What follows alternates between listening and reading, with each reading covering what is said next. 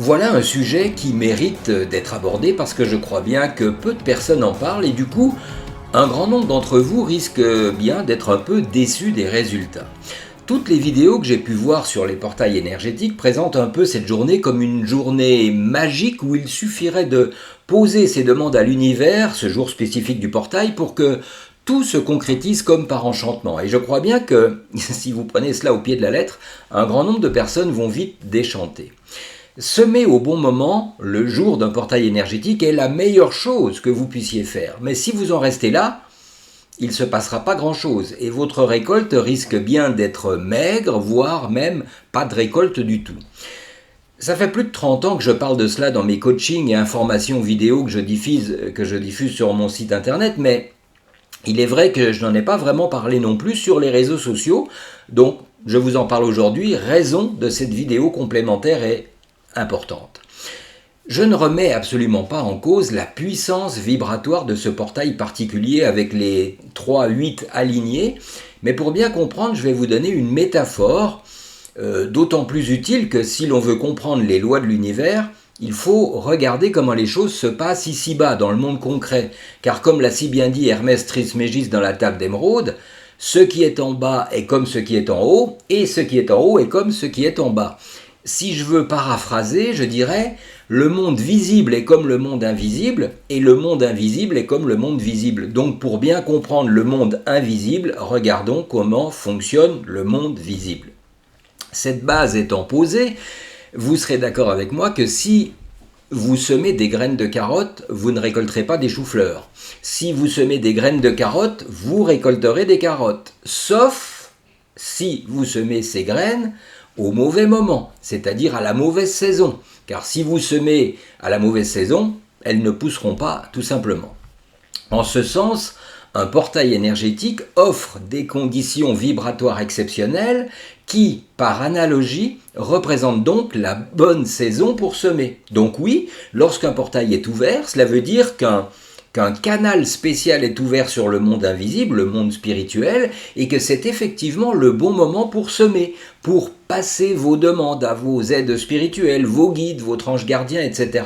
Raison pour laquelle, lorsqu'un portail se présente, et il n'y en a pas tous les jours, il y a un déferlement de vidéos sur internet qui vous en parle afin que vous puissiez profiter de ce moment-là. Et tout cela, moi je suis tout à fait ok avec ça. Mais comme je l'ai dit en titre, si vous en restez là et que vous ne faites rien d'autre, pour la plupart des gens, et dans bien des cas, il ne se passera rien du tout. Et forcément, ces gens-là, ils seront frustrés, déçus, et se diront peut-être avec raison, ouais, tout cela, c'était finalement que des conneries. Non, ce ne sont pas des conneries, c'est juste que vous n'avez pas eu toute l'information, car l'information qui a été donnée n'est pas complète, et pour vous l'expliquer, je vais continuer ma métaphore. Si vous semez des carottes à la bonne saison, est-ce que vous allez forcément récolter des carottes? Peut-être quelques-unes, mais la récolte ne sera pas forcément abondante si vous avez omis de vous occuper de vos petites plantations. Lorsque vous semez des graines de carottes, elles poussent, mais pas que. Les mauvaises herbes aussi, elles poussent, et bien souvent, elles étaient déjà bien installées là, avant et depuis longtemps. Et si les mauvaises herbes, elles poussent plus vite, elles vont étouffer vos pauvres petites graines de carottes qui, du coup, ne pousseront pas ou très peu. De la même manière, si vos graines, surtout au début, elles manquent d'eau, elles ne pourront pas germer et croître. Il faut donc semer au bon moment, mais ensuite il faut arroser et il faut désherber encore et encore et encore. Vous me direz, rien d'exceptionnel à ce que je viens de vous dire, toute personne qui fait un potager sait cela et le fait d'ailleurs automatiquement. Mais ce qui est important à comprendre, c'est que dans le jardin de votre esprit, les lois sont exactement les mêmes. Si vous semez des graines positives dans le jardin de votre esprit pour obtenir la santé, l'abondance, la prospérité, un nouveau job, une nouvelle voiture, une maison ou un appartement, un nouveau compagnon ou une nouvelle compagne, ces graines, elles vont commencer à germer dans votre esprit, mais elles seront malheureusement la plupart du temps étouffés par l'abondance de mauvaises graines de pensée comme les doutes, les peurs, le manque de confiance en soi, la dévalorisation et bien d'autres choses encore. Et si vous ne prenez pas la peine de les enlever au fur et à mesure, ces mauvaises pensées, eh bien bientôt vos petites graines d'objectifs seront totalement et définitivement étouffées et elles ne produiront rien, absolument rien.